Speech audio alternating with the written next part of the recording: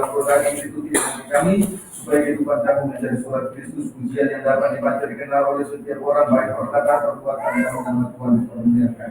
Supaya semua perkara yang nyata dalam setiap kehidupan kami, maka kami terlebih dahulu membawa hidup kami rendah di kaki salibmu, dan terus dengar firman membuka hatimu, firmanmu sering lebarnya. Biarlah kiranya firman itu berkuasa di hati kami, bertemu akan menghasilkan buah 160-30 kali pada hidup, menjadi obat bagi bangsa-bangsa, bagi mereka khususnya bagi mereka yang kecewa dan putus asa. Itulah tulang-tulang kering dalam berbagai kelaman. Selanjutnya Tuhan hadir di tengah ibadah ini sebagai imam besar melayani berdoa mempertabaikan dosa kami. Kepala gereja mempelai dan surga menyelamatkan permintaan dan belas kasih Tuhan. Iblis setan dan pengaruhnya yang masih tersisa itu lalu jalan rajanya berbelas-belas, roh pendurakan, pemberontakan, roh kesombongan yang Tuhan, roh ketinggian hati, roh penolakan terhadap firman, roh kemunafikan, pura-pura, roh ngantuk, pikiran menang-lain, menunjukkan katakan dalam nama Yesus dan kemudian bertobat dan kami semua dari berkuasa memberi kelepasan atas hidup kami dan tempat ini. Biarlah kiranya Engkau berjaga mereka sudah berjaga bukan kami melalui segala kesulitan. Terpuji Tuhan dan berkati yang hamba-Mu dalam pemberitaan firman-Mu juga sedang dibantu. Engkau lawan, Engkau yang menguasai hati dan pikiran kami, Engkau yang mengurangkan kami, juga mengurapi live streaming video terlihat di YouTube, Facebook. Baik juga Tuhan Infocus, baik hamba-hamba Tuhan, umat Tuhan yang sedang mengikuti pemberitaan firman Tuhan lewat live streaming video internet dalam luar negeri dimanapun mereka berada.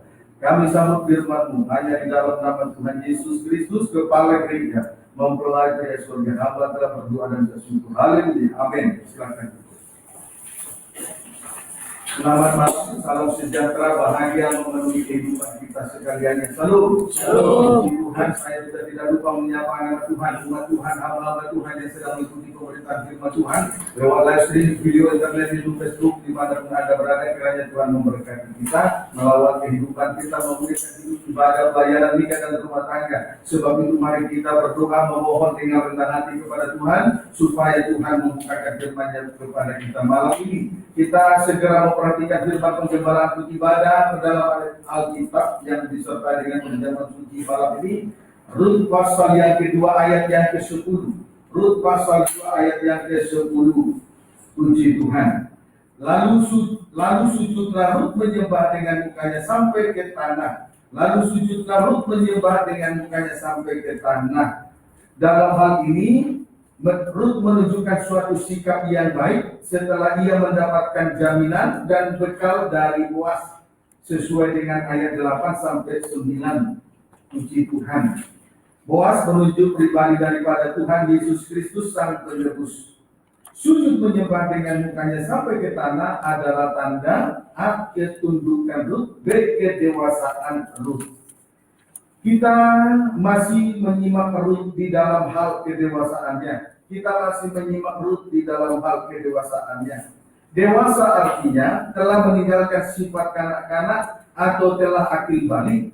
Dewasa arti rohaninya telah meninggalkan sifat kanak-kanak atau telah akil balik. 1 Korintus 13 ayat 10 sampai 11. 1 Korintus 13 ayat yang ke-10 sampai dengan ayat yang ke-11. Demikian firman Tuhan. Tetapi jika yang sempurna tiba, maka yang tidak sempurna itu akan lenyap. Ketika aku kanak-kanak, aku berkata seperti kanak-kanak. Aku merasa seperti kanak-kanak. Aku berpikir seperti kanak-kanak. Sekarang sesudah aku menjadi dewasa, aku meninggalkan sifat kanak-kanak itu. Jika yang sempurna itu tiba, saudaraku, maka yang tidak sempurna itu akan lenyap. Itu sudah pasti. Seperti pengakuan daripada Rasul Paulus, yaitu sekarang sesudah aku menjadi dewasa, aku meninggalkan sifat kanak-kanak itu. Adapun sifat kanak-kanak yang dimaksud di sini ialah 1. Berkata-kata seperti kanak-kanak, 2. Merasa seperti kanak-kanak, tidak berpikir seperti kanak-kanak. Puji Tuhan. Sekarang kita akan melihat contoh yang kedua, merasa seperti kanak-kanak. Sekarang kita akan melihat contoh yang kedua, merasa seperti kanak-kanak. Kita akan melihat contoh merasa seperti kanak-kanak di dalam 1 Korintus pasal yang ke-13 ayat yang kedua. 1 Korintus 13 ayat yang kedua, demikian firman Tuhan.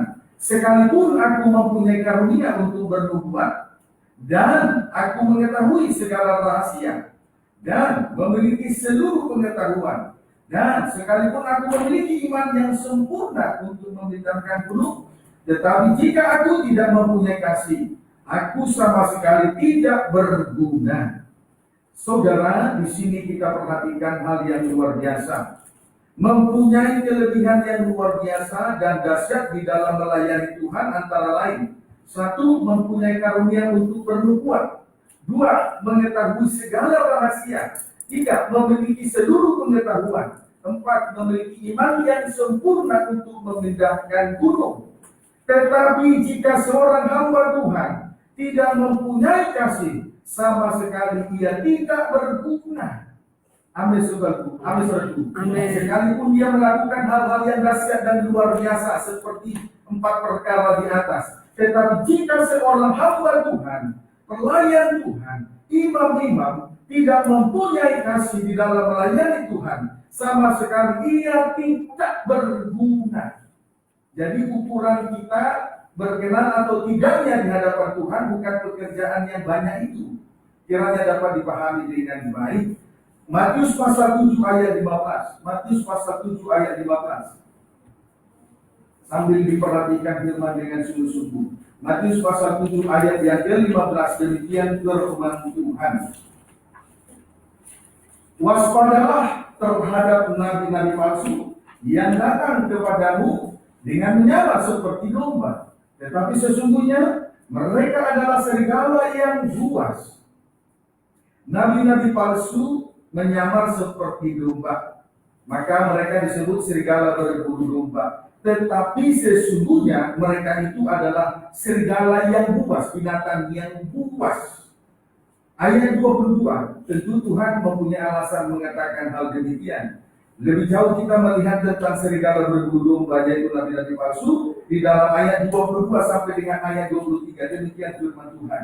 Pada hari terakhir, banyak orang akan berseru kepadaku, Tuhan, Tuhan, bukankah kami berbuat demi nama-Mu, dan mengusir setan demi nama-Mu, dan mengadakan banyak mukjizat demi nama-Mu juga? Pada waktu itulah aku akan berterus terang kepada mereka, dan berkata, aku tidak pernah mengenal kamu, enyahlah daripadaku, kamu sekalian pembuat kejahatan. Di hari-hari terakhir ini, saudaraku, di hari-hari terakhir ini, nanti nabi-nabi palsu atau serigala berbulu domba berseru kepada Tuhan. Maksudnya, 1, mereka berbuat demi nama Tuhan. 2, mereka mengusir setan demi nama Tuhan. 3, mereka mengadakan banyak mukjizat demi nama Tuhan. Puji Tuhan. Tetapi pada waktu itu, Tuhan akan berterus terang dan berkata kepada mereka, aku tidak mengenal kamu. Selanjutnya Tuhan akan berkata, enyahlah daripadaku, kamu sekalian pembuat kejahatan. Berarti melayani pekerjaan Tuhan tanpa kasih, walaupun disertai dengan perbuatan-perbuatan ajaib dan dahsyat, sama sekali ia tidak berguna. Amin, saudaraku. Setelah mengadakan 3 perbuatan ajaib di atas tadi, tetapi pada akhirnya Tuhan berkata dan berterus terang, aku tidak mengenal kamu. Selanjutnya Tuhan berkata, enyahlah daripadaku, kamu sekalian pembuat kejahatan. Berarti melayani pekerjaan Tuhan tanpa kasih, walaupun disertai dengan perbuatan ajaib dan dahsyat, sama sekali ia tidak berguna. Itu sebabnya di atas tadi saya katakan, ukuran berkenan atau tidak berkenannya sebuah pelayanan di hadapan Tuhan bukan dilihat dari pekerjaan yang banyak yang disertai dengan jerih lelah, bukan diukur karena bukan diukur dengan perbuatan-perbuatan ajaib yang dikerjakan oleh hamba Tuhan itu. Sekalipun dia melakukan pekerjaan yang banyak, sekalipun disertai dengan tanda heran, tanda ajaib dan mukjizat yang luar biasa dan dahsyat, jika ia melakukan tanpa kasih, sama sekali tidak berguna. Tuhan akan berterus terang kepada mereka itu, aku tidak mengenal engkau, enyahlah daripadaku sekalian pembuat kejahatan. Berarti ukuran berkenan atau tidak berkenannya sebuah pelayanan dari seorang hamba Tuhan bukan karena pekerjaan yang banyak, disertai dengan cerita bukan karena tanda heran atau mujizat. Bukan, saudaraku. Amin. Puji Tuhan. Sebab itu jangan kita terkecoh dengan segala perbuatan ajaib, tanda-tanda heran yang terjadi. Tidak perlu kita terkecoh dengan hal-hal yang lahiriah yang dahsyat dalam suatu penggembalaan. Bukan itu menjadi suatu ukuran di dalam melayani pekerjaan Tuhan. Berkenan atau tidaknya kepada Tuhan. Amin. Banyak hamba Tuhan, pelayan-pelayan Tuhan atau imam-imam, pelayan-pelayan, banyak hamba Tuhan atau pelayan Tuhan merasa benar, merasa layak, merasa berkenan di hadapan Tuhan hanya karena pekerjaan yang banyak. Sebetulnya itu adalah perasaan kanak-kanak. Amin, saudaraku. Sebetulnya itu adalah perasaan kanak-kanak. Ketika hamba-hamba Tuhan melayani pekerjaan Tuhan disertai dengan tanda-tanda heran, mengusir setan demi nama Tuhan, mereka merasa bahwa mereka berkenan dan layak di hadapan Tuhan. Sebetulnya itu adalah perasaan kanak-kanak. Amin, saudaraku. Itu perasaan kanak-kanak. Itu bukan perasaan dari orang yang dewasa rohani. Karena melayani Tuhan tanpa kasih, walaupun disertai dengan perbuatan ajaib, sama sekali tidak berguna. Sekarang mari kita memeriksa sidang jemaat di Efesus. Wahyu pasal 2 ayat 1 sampai 3. Wahyu pasal yang kedua ayat 1 sampai 3. Wahyu pasal yang kedua ayat 1 sampai dengan ayat yang ketiga, demikian firman Tuhan kepada jemaat di Efesus. Tuliskanlah kepada malaikat jemaat di Efesus, inilah firman dari Dia yang memegang ketujuh bintang itu di tangan kanannya dan berjalan di antara ketujuh kaki Dia emas itu. Aku tahu segala pekerjaanmu, baik jeripayamu maupun ketekunanmu. Aku tahu bahwa engkau tidak dapat sabar terhadap orang-orang jahat, bahwa engkau telah mencobai mereka yang menyebut dirinya rasul, tetapi yang sebenarnya tidak demikian, bahwa engkau telah mendapat mereka pendusta, dan engkau tetap sabar dan menderita oleh karena namaku, dan engkau tidak mengenal lelah. Saudara, di sini kita melihat bahwa Tuhan memeriksa dan mengoreksi 7 sidang jemaat, dimulai dari jemaat di Efesus. Jemaat di Efesus secara keseluruhan bagian luar tampak istimewa, sebab di dalam melayani pekerjaan Tuhan, 1 disertai dengan jeripayah, 2 disertai dengan ketekunan, 3 sabar terhadap orang jahat dan sabar terhadap pendusta-pendusta, 4 rela menderita karena nama Tuhan, 5 tidak mengenal lelah. Tidak mengenal lelah. Sekarang mari kita periksa kembali.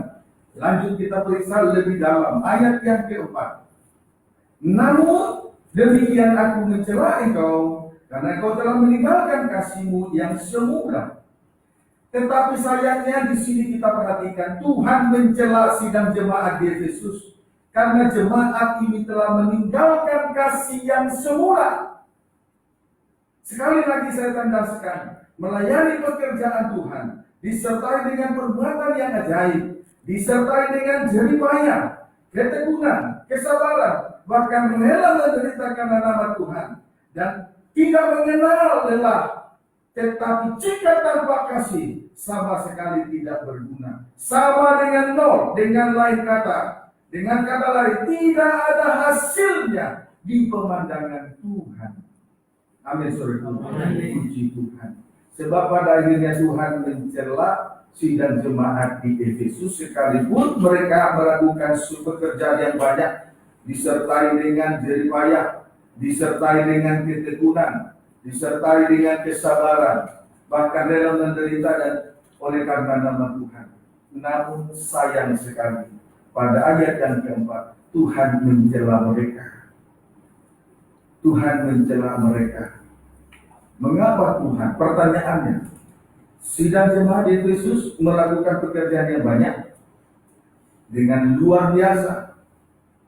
tetapi pada akhirnya Tuhan mencela mereka. Pertanyaannya, mengapa Tuhan mencela sidang jemaat di Efesus ini? Ayat yang ke-5.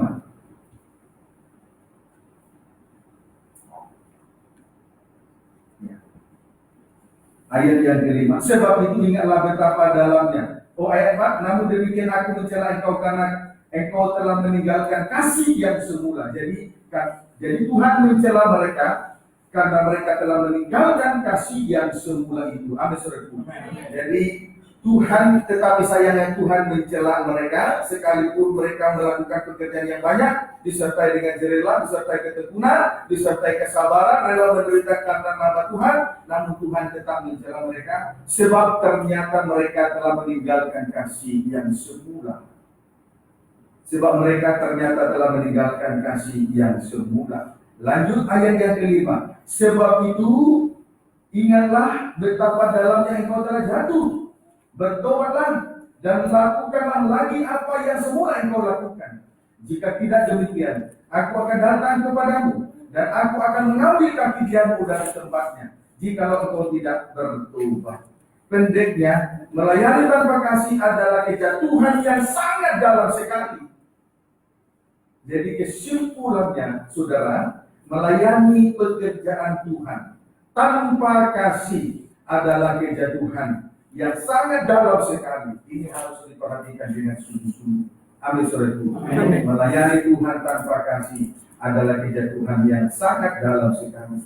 Jadi saudara juga beribadah dan melayani kepada Tuhan tanpa kasih agape, itu kejatuhan yang sangat dalam. Sekalipun saudara berjerilah di dalam mendengar firman, sekalipun saudara berjerilah di dalam melayani pekerjaan Tuhan, jika dilakukan semuanya itu tanpa kasih, sama dengan nol, tidak berguna. Amin, saudaraku. Sama sekali tidak berguna, tidak ada hasilnya, nol. Kiranya dapat dipahami dengan baik. Kita memang merasa bahwa itu luar biasa, tetapi sebetulnya kalau itu dikerjakan tanpa kasih, hasilnya nol, sama sekali tidak berguna. Berarti perasaan kanak-kanak. Amin, saudaraku. Itu perasaan kanak-kanak, belum dewasa. Itu perasaan kanak-kanak. Kiranya dapat dipahami dengan baik. Kesimpulannya, merasa seperti kanak-kanak adalah suatu kejatuhan yang sangat dalam. Itu bukan kejatuhan biasa. Merasa seperti kanak-kanak itu merupakan kejatuhan yang sangat dalam. Itu bukan kejatuhan biasa. Amin, saudaraku. Itu bukan kejatuhan biasa. Kiranya dapat dipahami dengan baik. Saudaraku, perhatikan kembali, pusatkan perhatian Kristus kepala. Puji Tuhan, Kristus kepala. Perjalanan bangsa Israel dari Mesir menuju Kanaan dibagi menjadi dua bagian. Yang pertama, dari Mesir sampai ke padang gurun dituntun atau dipimpin oleh tongkat Musa, disertai dengan banyaknya mukjizat, di mana tongkat Musa pernah berubah menjadi ular. Kemudian tongkat yang sama pernah membelah laut ke berlaut sehingga bangsa Israel berjalan di tanah kering. Tetapi pada akhirnya mayat-mayat mereka bergelimpangan di padang gurun. Pendeknya, perjalanan yang disertai dengan mukjizat tetapi hasilnya nol, tidak berguna. Ambil saudaraku, nol, tidak berguna. Perjalanan yang kedua, dari padang gurun sampai ke tanah Kanaan, dituntun oleh tabut perjanjian. Dan akhirnya mereka tiba dengan selamat di tanah Kanaan, tanah perjanjian. Walaupun perjalanan itu ditandai dengan sengsara salib selama 40 tahun di padang gurun. 40 tahun mereka harus berjalan di padang gurun, berliku-liku. Itu perjalanan salib. Kesimpulannya, merasa seperti kanak-kanak sama sekali tidak berguna. Amin. Dapat dipahami? Sama sekali tidak berguna. Buktinya apa? Mayat mereka bergelimpangan. Untuk apa kita melakukan perkara yang ajaib tanpa kasih? Sama sekali tidak berguna. Mayat-mayat akan bergelimpangan, tidak masuk kepada perjanjian Tuhan. Kiranya dapat dipahami dengan baik. Tadi pada Injil Matius pasal 7 ayat 15 sampai dengan ayat 23, nabi-nabi palsu yang disebut dengan serigala berbulu domba banyak Banyak mengadakan mukjizat, mereka mengusir setan dan bernubuat demi nama Tuhan. Tetapi kenyataannya Tuhan tidak mengenal mereka, dan selanjutnya Tuhan mengusir mereka dari hadapan Tuhan. Dengan lain kata, sama sekali tidak berguna. Sama artinya hasilnya nol. Sedangkan Injil Matius pasal 8 ayat 1 sampai dengan ayat 4, setelah Injil Matius pasal 7 itu, setelah Injil Matius pasal 7, kita bisa melihat Injil Matius pasal 8 ayat 1 sampai 4. Di situ Tuhan mentahirkan seorang yang sakit kusta. Di situ Tuhan mentahirkan seorang yang sakit kusta. Mari, Matius pasal yang ke-8.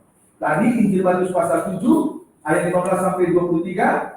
Di situ kita melihat segala berburu domba dengan mukjizat yang mereka adakan. Amin, saudaraku. Tetapi setelah Injil Matius memasuki Injil Matius pasal 8 ayat 1 sampai dengan 4, di situ Tuhan mentahirkan seorang yang penyakit kusta. Mari, Injil Matius pasal yang ke-8.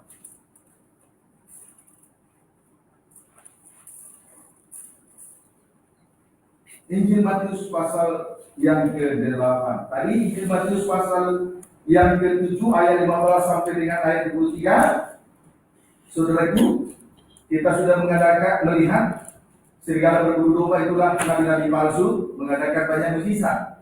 Tetapi setelah itu memasuki Injil Matius pasal 8 ayat 1 sampai 4, Yesus mentahirkan seorang yang sakit kusta. Ayat yang keempat demikian firman Tuhan. Lalu, atau boleh kita baca sekali dari ayat 1 ya, penulisan ayat 4 saja. Setelah Yesus turun dari bukit, orang banyak berbondong-bondong mengikuti dia. Ayat 2, maka datanglah seorang yang sakit kusta kepadanya, lalu sujud menyembah dia dan berkata, Tuhan, jika Tuhan mau, Tuhan dapat mentahirkan aku. Lalu Yesus mengulurkan tangannya, menjamah orang itu dan berkata, aku mau, jadilah engkau tahir. Seketika itu juga, lahirlah orang itu daripada kustanya. Ayat 4. Lalu Yesus berkata kepadanya, ingatlah, jangan engkau memberitahukan hal ini kepada siapapun, tetapi pergilah, perlihatkanlah dirimu kepada imam, dan persembahkanlah persembahan yang diperintahkan Musa sebagai bukti bagi mereka. Saudara, setelah ditahirkan Tuhan, setelah seorang penyakit kusta ini ditahirkan dari kustanya, Tuhan berkata kepada dia, ingatlah, janganlah engkau memberitahukan hal ini kepada siapapun. Artinya, saudaraku, mengadakan mukjizat, melayani pekerjaan Tuhan disertai dengan mukjizat-mukjizat dan mengadakan tanda-tanda heran bukan hal yang terpenting, tetapi yang terpenting ialah memperlihatkan diri kepada imam untuk selanjutnya mempersembahkan persembahan. Dapat dipahami, saudara? Jadi setelah seorang penyakit kusta ini ditahirkan, selanjutnya Yesus berkata kepada orang ini, ingatlah, jangan engkau memberitahukan hal ini kepada siapapun, tetapi pergilah, perlihatkanlah dirimu kepada imam, dan persembahkanlah persembahan yang diperintahkan Musa sebagai bukti bagi mereka. Jadi, saudaraku, saya ulangi kembali mengatakan bahwa melayani pekerjaan Tuhan disertai dengan tanda-tanda heran, disertai dengan mukjizat-mukjizat yang sakit disembuhkan, saudaraku, bukanlah hal yang terpenting, tetapi yang terpenting adalah memperlihatkan diri, pergi dan memperlihatkan diri kepada imam, selanjutnya mempersembahkan persembahan kepada Tuhan. Itu yang terpenting. Karena saudaraku, mempersembahkan diri kepada Tuhan itu jauh lebih penting. Untuk apa kita mengadakan hal-hal yang banyak, hal-hal yang lahiriah, tanda-tanda heran, tanda mukjizat, hal-hal yang lahiriah, tetapi kita tidak mempersembahkan diri kita kepada Tuhan sebagai persembahan yang hidup, kudus dan berkenan. Tidak ada artinya. Melayani tanpa kasih tidak ada, sama sekali tidak berguna. Itu hanyalah perasaan kanak-kanak. Amin, saudaraku.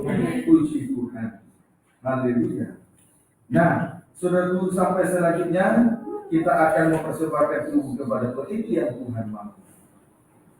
Bukan yang terpenting bukan soal mukjizat yang terjadi, bukan. Yang terpenting sampai akhirnya kita akan mempersembahkan tubuh kita kepada Tuhan. Itu yang terbaik, itu yang terpenting, itu yang berkenan kepada Tuhan. Ya, amin saudaraku, puji Tuhan. Jangan sampai kita capek-capek melayani pekerjaan Tuhan tanpa kasih. Amin saudaraku. Jangan kita capek-capek melayani pekerjaan Tuhan tanpa kasih. Duduk dengar firman berjam-jam tanpa kasih, tidak ada artinya. Bukan itu yang terpenting. Persembahkanlah. Pergilah, berilah dirimu, tunjukkanlah dirimu kepada imam dan bawalah persembahan.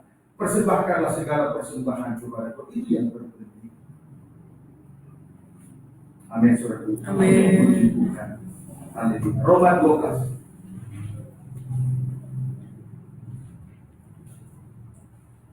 Puji Tuhan. Ayat 1, karena itu saudara-saudara, demi kemurahan Allah, aku menasihatkan kamu, supaya kamu mempersembahkan tubuhmu sebagai persembahan yang hidup, yang kudus dan yang berkenan kepada Allah. Itulah ibadahmu yang sejati. Puji Tuhan. Saya ulangi, karena itu saudara-saudara, demi kemurahan Allah, aku menasihatkan kamu, supaya kamu mempersembahkan tubuhmu sebagai persembahan yang hidup, yang kudus dan yang berkenan kepada Allah. Itulah ibadahmu yang sejati. Puji Tuhan. Amin saudaraku. Itulah ibadah yang sejati. Mempersembahkan tubuh kepada Tuhan sebagai persembahan yang hidup, yang kudus dan yang berkenan. Itu adalah ibadah yang sejati. Itu ibadah yang sejati. Kiranya dapat dipahami dengan Tuhan. Kalau kita bisa menempatkan Kristus kepala, tempatkannya, berjuangnya, amin saudaraku. Amin. Puji Tuhan.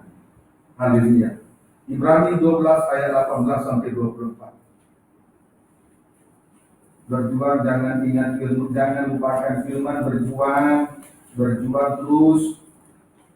Tidak penting itu hal-hal yang tak suci itu dalam pikiran, yang najis, yang tersirat dalam pikiran, tidak ada pentingnya itu. Justru mengganggu nanti pemberitaan firman. Kristus kepala, arahkan diri kepada Kristus kepala. Tidak usah protes ya, amin saudaraku. Tuh, mata melihat apa yang depan mata, tapi Tuhan melihat hati. Tidak ada artinya pikiran najis, tidak ada. Lepaskan diri dari situ, mengganggu. Nah, ini sudah sekian detik berhenti. Saya tidak akan pernah berhenti menegur selama masih ada pikiran najis. Saya tidak akan pernah berhenti. Apapun yang resiko yang saya terima, saya tidak akan pernah berhenti. Puji Tuhan. Haleluya. Baik, saudara harus ingat itu. Jadi kita perhatikan Ibrani pasal 12 ayat 18 sampai 24. Ayo tempatkan Kristus kepala, arahkan diri kepada Kristus kepala. Dadanya yang najis ya. Amin saudaraku. Amin. Tuhan. Yang najis, anjing, babi, pendusta tidak masuk surga. Jadi jangan arahkan diri kepada yang najis. Puji Tuhan. Ibrani 12 ayat 18 sampai 24, demikian firman Tuhan. Tanggung jawab yang berat. Sebab kamu tidak datang kepada gunung yang dapat disentuh dan api yang menyala-nyala, kepada kegelapan dan angin badai, kepada bunyi sangkakala dan bunyi suara yang membuat mereka yang mendengarnya memohon supaya jangan lagi berbicara kepada mereka, sebab mereka tidak tahan mendengar perintah itu. Bahkan jika binatang pun yang menyentuh gunung, ia harus dilempari dengan batu, dan sangat mengerikan pemandangan itu. Sehingga Musa berkata, aku sangat ketakutan dan sangat gemetar.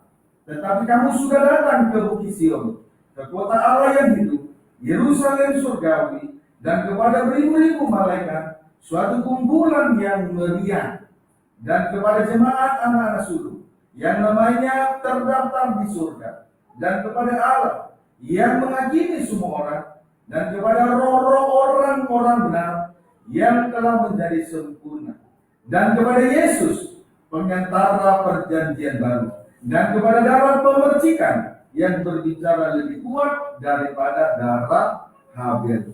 Di sini terdapat dua jenis ibadah. Tadi persembahkanlah tubuhmu sebagai persembahan yang hidup, kudus dan berkenan kepada Tuhan. Itu adalah ibadah yang sejati. Amin, saudaraku. Lebih jauh kita melihat tentang ibadah yang sejati di dalam Ibrani pasal 2 tadi ayat 18 sampai 24 tadi sudah dibaca. Di sini terdapat dua jenis ibadah. Ayat 18 sampai 21 adalah ibadah yang bersifat lahiriah atau ibadah Taurat, disebut dengan gunung disebut dengan gunung yang dapat disentuh. Disebut dengan gunung yang dapat disentuh. Amin, saudaraku. Sifatnya berubah-ubah, tidak kekal, menuju kepada kebinasaan. B. Ayat 22 sampai dengan 24 adalah ibadah yang kekal, adalah ibadah yang bersifat rohani. Ayat 22 sampai 24 adalah ibadah yang bersifat rohani, disebut dengan Bukit Sion, kota Allah yang hidup, Yerusalem surgawi. Amin. Ibadah yang sejati, kesimpulannya, ibadah gunung Tuhan atau Bukit Sion itulah ibadah yang sejati. Ibadah yang bersifat rohani, tandanya ialah kita datang kepada ibadah yang sejati atau ibadah yang bersifat rohani, tandanya ialah kita datang kepada satu, beribu-ribu malaikat, satu kumpulan yang meriah. Dua, anak-anak sulung, berarti namanya terdaftar di surga. Amin. Tiga, kepada Allah yang menghakimi semua orang. Empat, kepada roh-roh orang-orang benar yang telah menjadi sempurna. Amin. Itu roh-roh orang benar telah menjadi sempurna. 5. Kepada Yesus, dialah pengantara perjanjian baru. 6. Kepada darah pemercikan yang lebih kuat dari darah Habel. Itu 6 perkara ini semuanya bersifat rohani, tidak dapat disentuh, tidak berubah-ubah, sifatnya kekal. Inilah ibadah yang sejati itu. Amin, saudaraku. Itulah ibadah yang sejati. Kiranya dapat dipahami dengan baik. Diakhiri dengan ayat 24 tadi yang diakhiri dengan ayat yang 24, dan kepada darah pemercikan yang berbicara lebih kuat daripada darah Habel. Mari kita kaitkan ayat ini, ayat 24 ini, pemercikan ini terjadi di dalam tabernakel. Coba kita lihat tabernakel untuk taruh perjanjian. Di sini terjadi ada taruh perjanjian dengan 7 kali percikan, diperbaiki dulu semua gambar-gambar supaya terlihat 7 kali percikan. Di sini terjadi 7 kali percikan darah. Di sini juga terjadi 7 kali percikan darah. Terjadi 7 kali percikan di atas tutup pendamaian dan 7 kali percikan di depan tutup atau di muka peti perjanjian. Haleluya. 7 kali percikan darah di atas tutup pendamaian ialah sengsara yang dialami mempelai pria surga bagi sidang mempelainya. Puji Tuhan. Kemudian 7 kali percikan darah di muka peti itu berbicara tentang sengsara sebagai penyucian yang dialami oleh gereja untuk mencapai kesempurnaannya sebagai mempelai wanita Tuhan. Amin, saudaraku. Jadi semua 6 perkara ini bersifat rohani. Yang terakhir terjadi pemercikan darah. Puji Tuhan. Amin, saudaraku. Haleluya. Itulah ibadah yang sejati. Haleluya. Ayat 25 sampai 26. Jagalah supaya kamu jangan menolak dia yang berfirman. Sebab jikalau mereka yang menolak dia yang menyampaikan firman Allah di bumi tidak luput, apalagi kita, jika kita berpaling dari dia yang berbicara dari surga. Waktu itu suaranya mengguncangkan bumi, tetapi sekarang dia memberikan janji.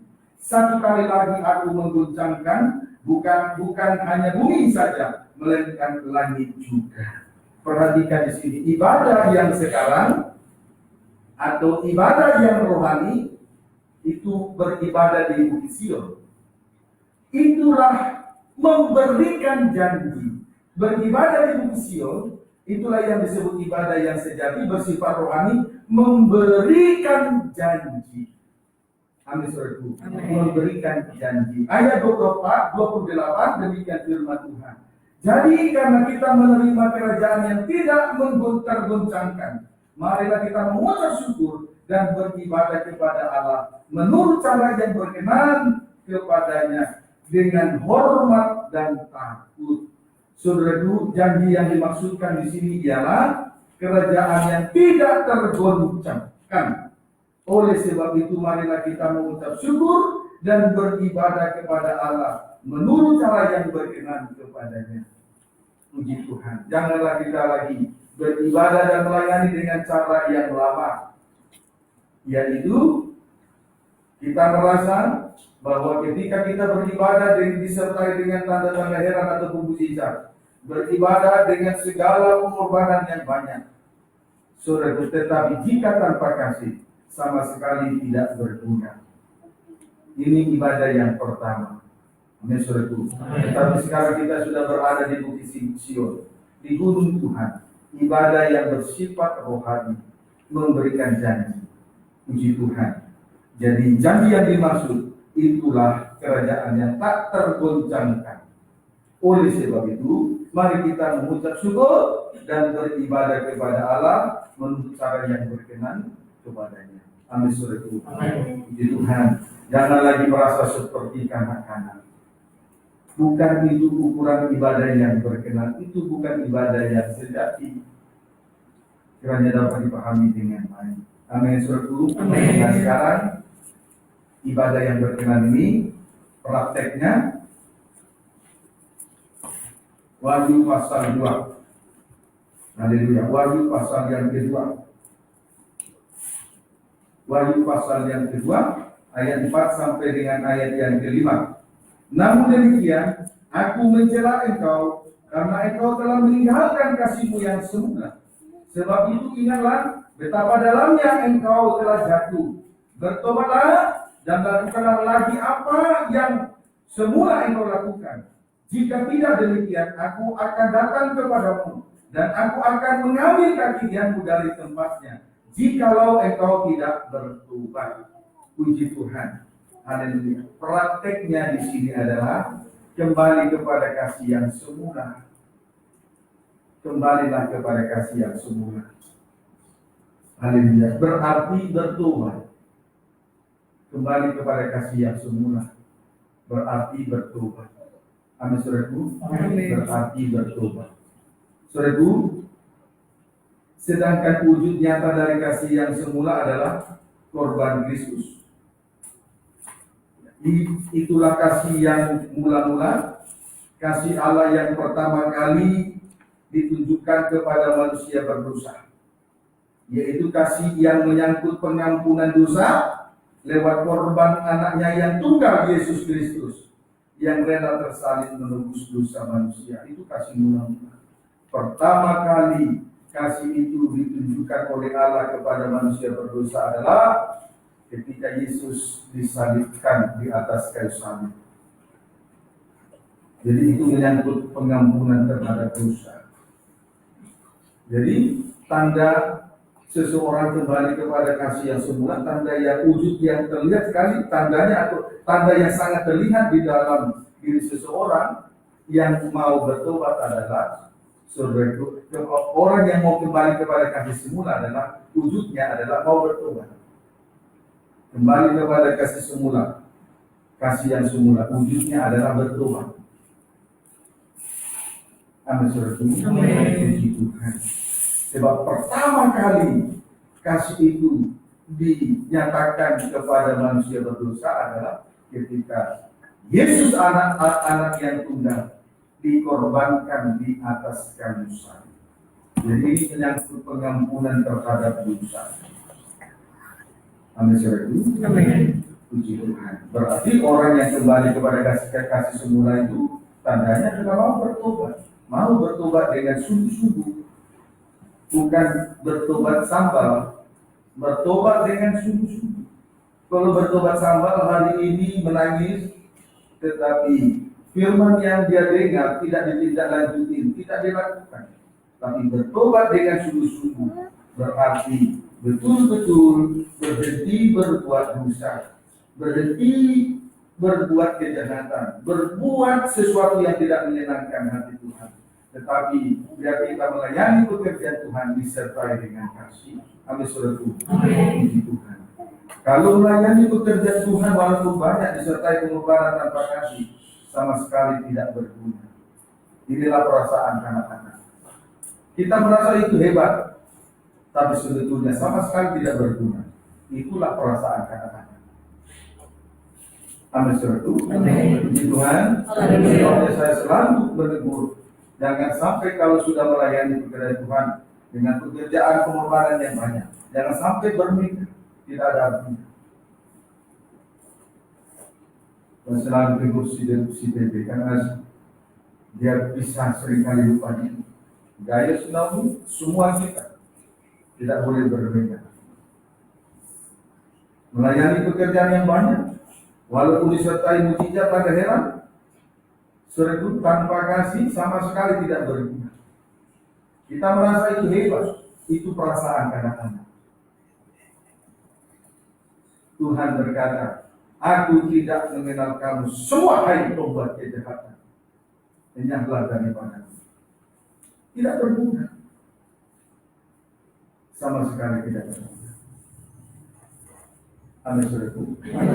Kurang apa sidang jemaat Efesus kalau dilihat dari luarnya tanpa istimewa. Tetapi kenyataannya pada ayat yang keempat, Tuhan mencela sidang jemaat di Efesus karena ternyata mereka meninggalkan kasih sungguh. Dan ayat yang kelima, Tuhan melihat mereka, kejatuhan mereka sangat dalam sekali. Jadi ini bukan kejatuhan biasa. Ini kejatuhan yang sangat dalam sekali. Melayani tanpa kasih ini kejatuhan yang sangat dalam. Ini bukan kejatuhan biasa, saudara. Maka saya melihat orang yang sudah berdiri dan merasa sudah menganggap bahwa dia sudah berkenan, tidak. Bukan itu menjadi ukuran. Kiranya dapat dipahami dengan baik. Amin, saudara. Mari kita berperkara kepada firman, kita bercermin kepada firman. Puji Tuhan. Bercerminlah kepada firman. Jangan bercermin kepada perbuatan ajaib atau pekerjaan yang banyak disertai tanda heran. Bercerminlah kepada firman. Ukuran berkenan atau tidaknya sebuah ibadah dan pelayanan adalah firman yang sudah kita terima malam ini. Bukan pengertian kita. Amin, saudara. Maka prakteknya bertobatlah. Berarti kembali kepada kasih semula. Mula pertama kasih itu ditampilkan Allah kepada manusia berdosa ketika anaknya yang tunggal Yesus Kristus menderita di atas kayu salib. Jadi orang yang kembali kepada kasih mula, wujudnya berubah, berhenti berbuat dosa. Itu wujudnya. Tidak lagi mengulangi secara lahir batin berhenti berbuat dosa. Amin. Amin. Puji Tuhan. Amin. Kiranya dapat dipahami. Nah, sekarang kita lihat pendeknya, orang yang menerima pengampunan dosa, orang itu adalah orang yang bertobat. Amin, saudaraku. Kesimpulannya, bertobat adalah praktek kasih mula-mula yang paling gampang dilihat. Jadi kesimpulannya, bertobat adalah praktek kasih mula-mula yang paling gampang dilihat oleh mata. Haleluya. Kita sejenak melihat dulu Injil Lukas pasal 7. Malam ini Tuhan soroti ibadah, Tuhan soroti pelayanan kita, Tuhan soroti hati kita. Puji Tuhan. Haleluya. Injil Lukas pasal yang ke-7. Injil Lukas pasal 7 ayat 47. Pandang salib ya, amin saudara. Yang usah saudara memperhatikan gerak-gerik saya. Salib saja yang diperhatikan. Lukas 7 ayat yang ke-47. Demikian firman Tuhan. Sebab itu aku berkata kepadamu, dosanya yang banyak itu telah diampuni, sebab ia telah banyak berbuat kasih. Tetapi orang yang sedikit diampuni, sedikit juga ia berbuat kasih. Saudara, dosa yang banyak itu telah diampuni, sebab ia telah banyak berbuat kasih. Dosa yang banyak itu telah diampuni, sebab ia telah banyak berbuat kasih. Mari kita melihat ayat 38 sampai 39.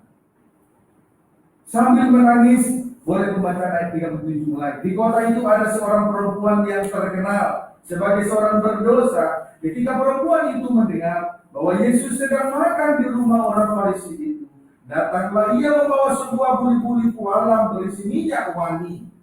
Ayat 38, sambil menangis, ia pergi berdiri di belakang Yesus dekat kakinya, lalu membasahi kakinya itu dengan air matanya dan menyekanya dengan rambutnya. Kemudian ia mencium kakinya dan meminyakinya dengan minyak wangi itu. Ayat 39, ketika orang Farisi yang mengundang Yesus melihat hal itu, ia berkata dalam hatinya, jika ia ini nabi, tentu ia tahu siapakah dan orang apakah perempuan yang menjamahnya ini. Tentu ia tahu bahwa perempuan itu adalah seorang berdosa. Haleluya. Di sini kita melihat ada dua pribadi. Yang pertama, perempuan yang terkenal sebagai seorang berdosa. Dia datang di belakang Yesus dekat kakinya, lalu bertindak dengan 3 tindakan. 1, membasahi kakinya itu dengan air matanya. 2, menyekanya dengan 1, membasahi kakinya dengan air matanya dan menyekanya dengan rambutnya. 2, kemudian ia mencium kakinya. 3, meminyaki kaki Yesus dengan minyak wangi. Tapi di sisi yang lain, saudaraku, yaitu pribadi Simon si Kusta berkata dalam hatinya, jika ia ini nabi, tentu ia tahu siapakah dan orang apakah perempuan yang menjamahnya ini. Tentu ia tahu bahwa perempuan itu adalah seorang berdosa. Haleluya. Memang Simon si Kusta telah menjamu Tuhan Yesus Kristus, telah menjamu Yesus anak Allah di dalam rumahnya. Dia memberi makan minum bersama dengan murid-murid. Haleluya. Tetapi dia punya perasaan seperti kanak-kanak. Dia tidak melihat bahwa perempuan yang terkena berbuat dosa ini telah bertobat. Dia kembali kepada kasih yang semula.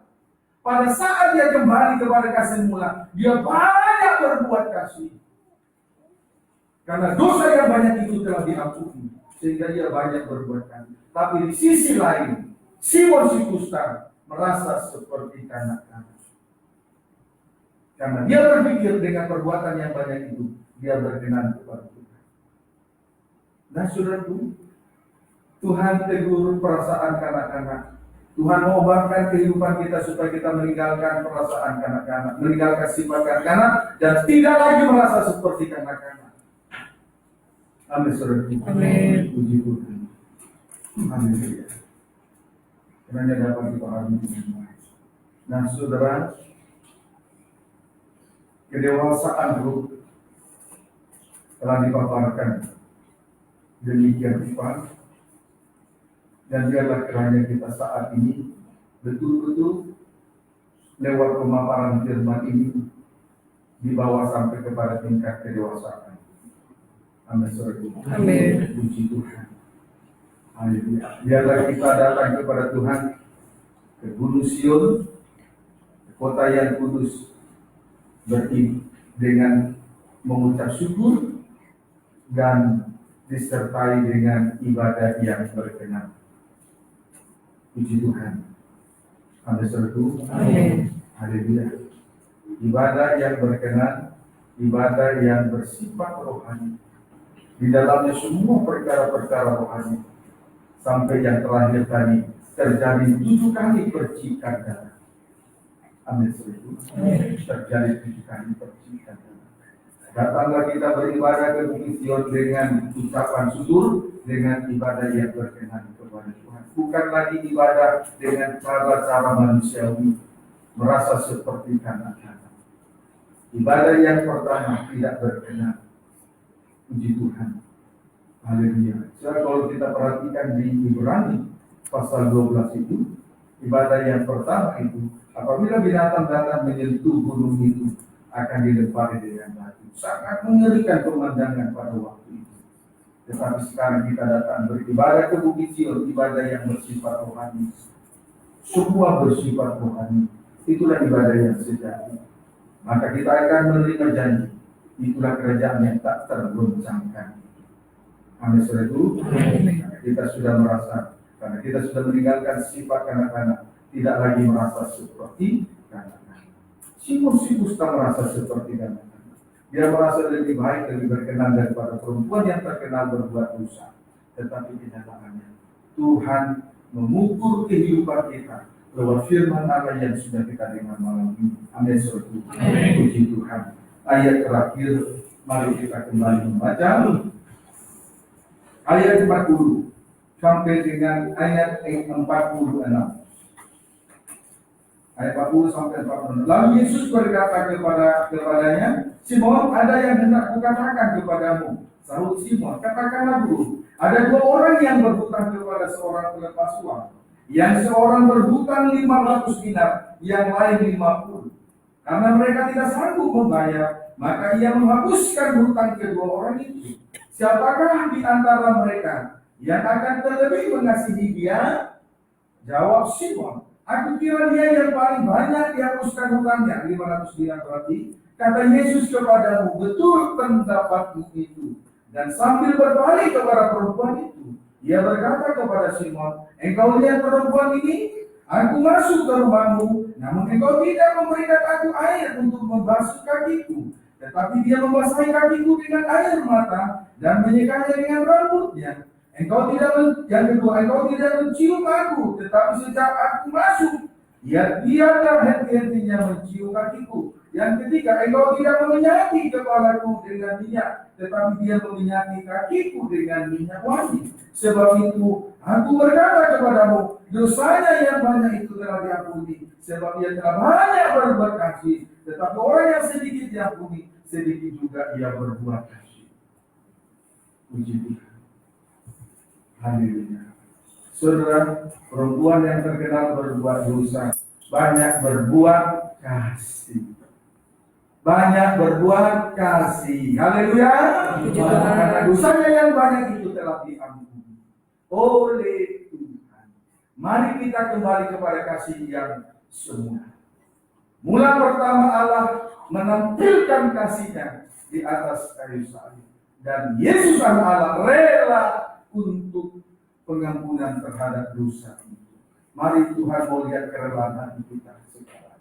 Kembalilah kepada kasih yang semula. Tuhan mau melihat kerelaan hati kita. Yesus rela di dalam hal menampilkan kasih yang semula. Mari kita kembali kepada kasih yang semula dengan segala kerelaan hati. Jangan tanggung-tanggung di dalam mengikuti Tuhan. Jangan setengah hati di dalam melakukan pekerjaan Tuhan. Harus dengan segenap hati. Amin, saudara. Ayo, yang lagi dia sudah mulai tampilan bagus, hati mulai dikoreksi oleh Tuhan. Kembalilah kepada kasih yang semula. Tuhan Yesus memberkati kita semua.